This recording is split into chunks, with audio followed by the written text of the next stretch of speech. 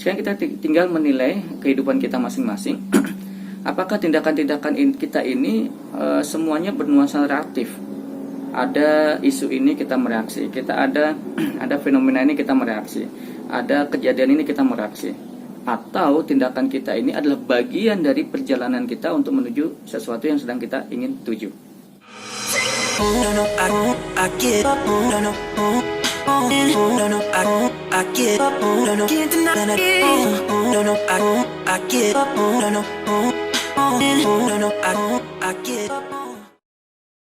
Bismillahirrahmanirrahim. Assalamualaikum warahmatullahi wabarakatuh. Alhamdulillah wabihi nasta'in wa ala umuri dunya waddin.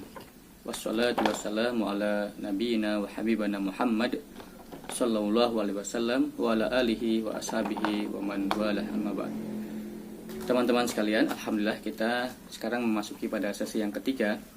Kita akan melanjutkan apa yang kemarin sudah kita bahas, kita perbincangkan, yaitu masih tentang prolog, ya, masih tentang pembuka dalam kajian tentang kebangkitan umat yang telah dibahas oleh Dr. Majid Ihsan Al-Gilani dalam kitabnya Hakadha Zuhara Jil Salahuddin dan Hakadha Adatil Quds. Nah, teman-teman sekalian, kemarin kita telah membahas bahwa dalam menguraikan tema-tema yang dalam buku ini, Dr. Majid berusaha memegang filosofi sejarah itu, yang mana beliau sampaikan filosofi sejarah itu ada dua. Yang pertama terkait dengan segitiga pilar sejarah, terkait pemikiran, individu, dan kemudian materi. Yang beliau gambarkan ini adalah suatu kajian yang beliau tulis juga dalam kitab Ummatul Muslimah. Ketika individu dan materi mengacu pada pemikiran, maka itu adalah tanda bahwa tatanan sosial yang sehat, yang akan terus tumbuh, yang akan terus bergerak. Tetapi kalau mengacunya pada individu, maka itu adalah tatanan sosial yang sakit, yang cepat atau lambat akan punah. Kalau mengacunya pada materi, maka itu adalah tanda tatanan sosial yang mati. Karena kemudian dia tidak bergerak, ya, dia jumud, ya, dia tidak bergerak, ya, sebab bergerak itu perlu individu dan perlu pemikiran.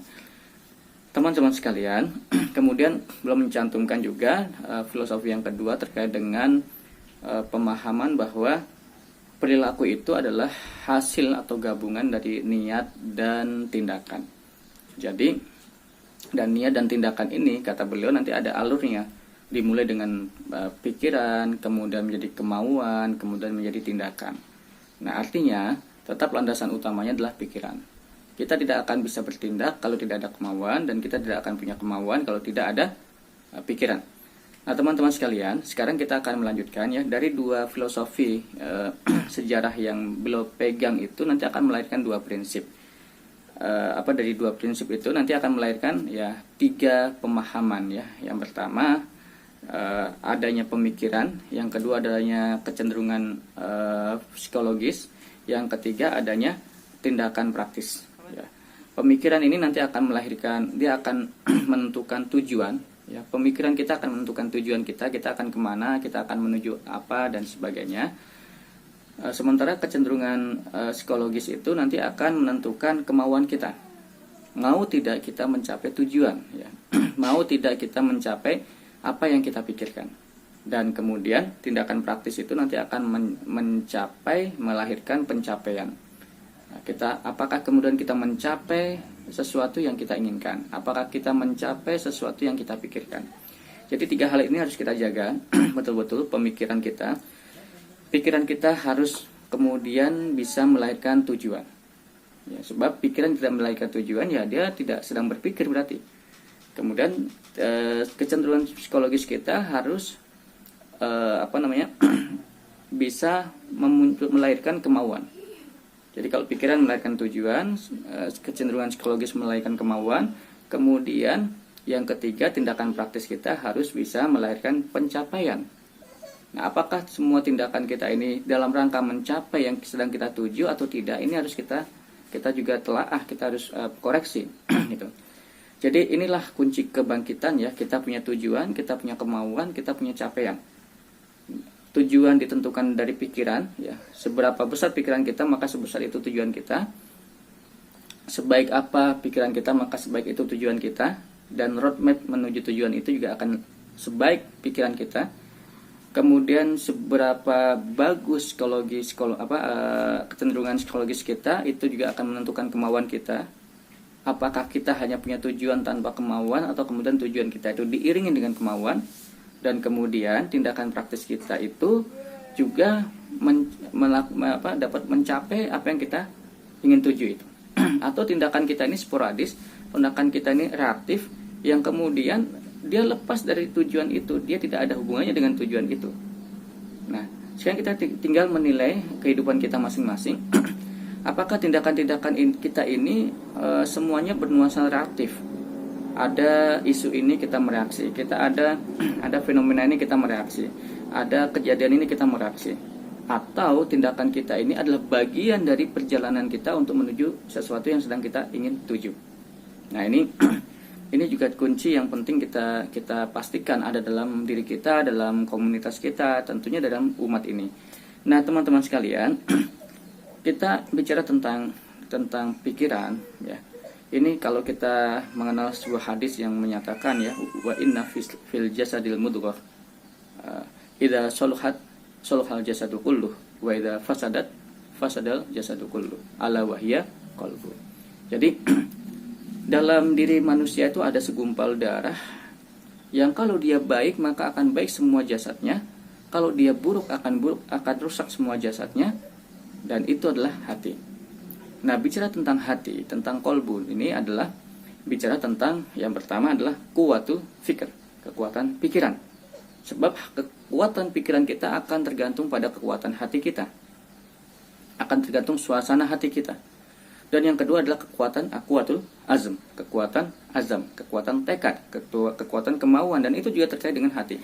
Jadi ketika kita tadi telah menyimpulkan bahwa semuanya itu berlandaskan pada pemikiran, kemudian pemikiran itu harus dilanjutkan dengan kemauan, itu kuncinya semua adalah hati kita.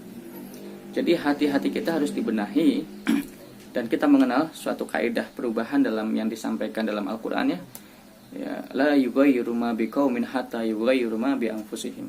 Allah tidak akan mengubah suatu kaum sampai kemudian kaum itu mengubah diri mereka. Nah, jadi dari sini kita ketemu, ya, bahwa perubahan itu selalu dimulai dari individu, ya, dan itu dilandasi oleh pemikiran. Maka nanti yang perlu kita benahi adalah pemikiran itu. Nah, kita kemarin telah membahas bahwa di antara yang akan kita bahas dalam pembahasan ini adalah nanti apa sih yang sedang dipikirkan oleh mereka, oleh tokoh-tokohnya, oleh masyarakatnya, oleh ulamanya, oleh pemimpinnya, dan sebagainya. Nah, teman-teman sekalian, sekarang kita coba menyelami, ada juga satu beberapa di penghujung mukaddimahnya Dr. Majid ini, beliau menyampaikan tentang pola Al-Qur'an dalam perubahan. Jadi Al-Qur'an itu, ya, setidaknya memberikan gambaran 3 pola dalam perubahan. Ya, perubahan yang efektif itu menurut Al-Qur'an yang pertama, kalau dia, ya, dimulai dari perubahan diri, ya, perubahan diri, atau perubahan yang semua terkait dengan diri kita masing-masing. Apakah itu pemikiran, apakah itu nilai, apakah itu persepsi, apakah itu kecenderungan, apakah itu kebiasaan, ya, apakah itu semua yang kita rasakan, ya, intinya semua yang terkait dengan diri kita, itulah yang kita lakukan perubahan dahulu. Sebab kalau itu nanti kita lakukan, itu beres, ya, kita bisa melakukan perubahan di lingkungan kita. Yang kedua, perubahan yang efektif, ya, dalam pola Al-Qur'an itu adalah perubahan yang kolektif, ya, sebab tidak ada perubahan yang bisa efektif tanpa dilakukan secara kolektif. Nah, ini penting juga kita pahami. Setelah kita melakukan perubahan dalam diri kita, maka kemudian kita melakukan perubahan secara kolektif mewarnai lingkungan kehidupan kita. Dan yang ketiga, ya, perubahan yang setelah kita melakukan perubahan dalam diri kita, perubahan secara kolektif, kita harus memahami bahwa perubahan di sebuah masyarakat, di sebuah komunitas itu akan efektif kalau kemudian mereka sadar betul melakukan perubahan yang melekat dalam diri kita, dalam diri mereka, yaitu, ya, terkait dengan pemikiran, terkait dengan pendidikan. Jadi perubahan yang mendasar ya, itu adalah pemikiran dan pendidikan. Apa yang dipikirkan oleh masyarakat itu ya, pendidikan apa yang berjalan dalam tatanan masyarakat itu harus kita benahi. Nanti dari situ akan bisa membenahi segmen tadi, ekonomi, politik, sosial, budaya, militer dan sebagainya ya. Nah, kemudian dari 3 pola Al-Quran yang disampaikan oleh beliau ini, kemudian beliau menekankan bahwa ya, sejarah itu ya, ketika kita membahas sejarah, memperbincangkan sejarah, itu mestinya kita merekonstruksi ya fenomena dengan mata rantai semacam itu. Jadi kalau kita bicara sejarah, bicara tentang kemenangan, bicara tentang kebangkitan, bicara tentang keterpurukan, maka mestinya kita memandang atau membaca sejarah itu dengan rekonstruksinya, dengan membangun ulang sesuai dengan pola semacam ini. Kita cermati individunya, kita cermati kehidupan kolektifnya, kita cermati pendidikannya. Nah, itu yang beliau inginkan dari pembacaan sejarah kita kali ini. Nah, kemudian maka ya, dengan memahami mata rantai itu ya, mata rantai tadi dari perubahan individu, kemudian kolektif, kemudian membenahi pemikiran dan pendidikan ya. Kesimpulannya ya, beliau memberikan kesimpulan. Ada 2 hal yang menjadi kesimpulan beliau ya, sebelum nanti belum masuk pada pembahasan utamanya. Yang pertama adalah kejayaan itu nanti terkait 2 hal. Kejayaan terkait dengan 2 hal. Yang pertama adalah dia harus memenuhi unsur ikhlas dalam niat dan kemauan. Jadi kita kalau ingin mendapatkan kejayaan, kita harus memastikan niat kita ikhlas, kemauan kita ikhlas. Kita punya niat untuk apa? Kita punya kemauan karena apa? Kenapa kita menjadi mau?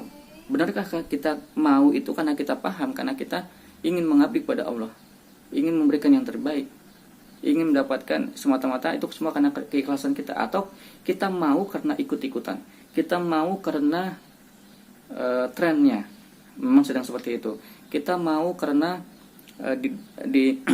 dari pengkondisian lingkungan dan sebagainya. Ini harus kita cermati. Jadi kejayaan itu pertama ya, dia poinnya harus ada keikhlasan pada niat dan kemauan. Yang kedua, harus ada unsur ketepatan dalam pemikiran dan perbuatan. Pemikiran kita tepat atau tidak untuk zaman dan untuk ruang dan waktu kita. Kemudian perbuatan kita tepat atau tidak untuk melaksanakan pemikiran itu, untuk menghadapi kondisi zaman saat itu dan sebagainya. Jadi ini kemarin sudah kita bahas ya di sesi pertama. 2 hal ini yang menjadi kunci kejayaan ya, keikhlasan dan ketepatan. Ikhlas dalam niat, dalam kemauan, tepat dalam pikiran dan perbuatan. Oke. Kemudian kesimpulan yang kedua adalah beliau menyampaikan ya terkait dengan sabakah alaqatul ijtimaiyah. Jadi jaringan sosial, jaringan hubungan sosial kita ini yang terbaik mestinya dibangun dari ikatan pemikiran. Jadi dibangun dari loyalitas pemikiran, bukan loyalitas lain itu. Nah, ini penting menjadi perhatian kita juga. Apakah lingkungan kita ini terbangun hubungannya, interaksinya, ikatannya itu dengan berlandaskan loyalitas pemikiran atau selain itu. Nah, kalau dia terbangun dari loyalitas pemikiran, maka dia akan bisa terus bertumbuh dan dia akan menjadi suatu tatanan sosial yang sehat seperti kita gambarkan tadi tentang pola sejarah filosofi sejarah itu. Nah, disinilah kemudian titik tekannya nanti ya. Titik tekannya beliau sesungguhnya ingin memahamkan pada kita semuanya tentang landasan kejayaan itu, yaitu keikhlasan dan ketepatan, dan kemudian landasan sebuah tatanan sosial yaitu loyalitas pikiran.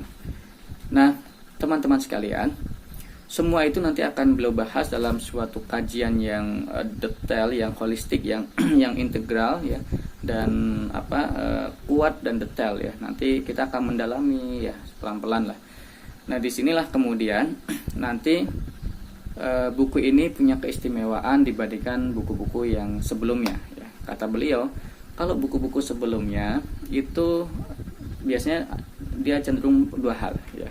Kalau tidak yang pertama, yang kedua, atau dua-duanya ya. Jadi biasanya kajian-kajian sebelumnya ya, kata beliau itu dia sekedar sejarah motivatif. Jadi sebuah sejarah kisah masa lalu yang kemudian dihadirkan untuk memotivasi, tapi tidak memahamkan. Jadi hanya memotivasi tapi tidak memahamkan. Nah, sementara yang dikehendaki dari buku ini adalah memahamkan. Kita jadi paham bagaimana alurnya, bagaimana polanya, bagaimana yang harus kita persiapkan dan sebagainya.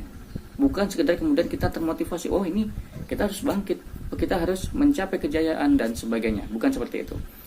Nah, yang kedua, biasanya buku-buku sebelumnya, kata beliau, itu tidak mengacu pada filosofi sejarah. Ya, maksudnya apa?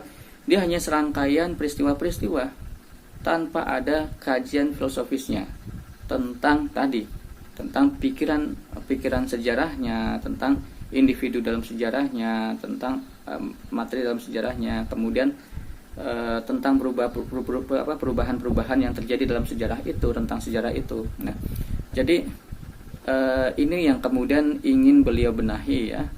Kajian sejarah yang hanya memotivasi, kajian sejarah yang hanya menampilkan rangkaian peristiwa. Nah, ini nanti insya Allah kita akan bahas dalam kesempatan berikutnya ya, tentang detail-detail yang akan beliau paparkan dalam proses kebangkitan umat ya, khususnya dalam konteks untuk mengembalikan Masjid Al-Aqsa. Nah, kenapa tema ini kita bicara tentang kebangkitan dan menyambung dengan Masjid Al-Aqsa? Karena bagaimanapun ya, kebangkitan dan Masjid Al-Aqsa tidak bisa dipisahkan. Masjid Al-Aqsa adalah persoalan mendasar ya, qadhiyatul markazi ya, persoalan mendasar kita, dan semua problematika kehidupan mengacu pada problematika yang hari ini sedang dihadapi oleh bangsa Palestina. Kita akan bertemu dalam kesempatan berikutnya. Mudah-mudahan ini bermanfaat dan sampai jumpa.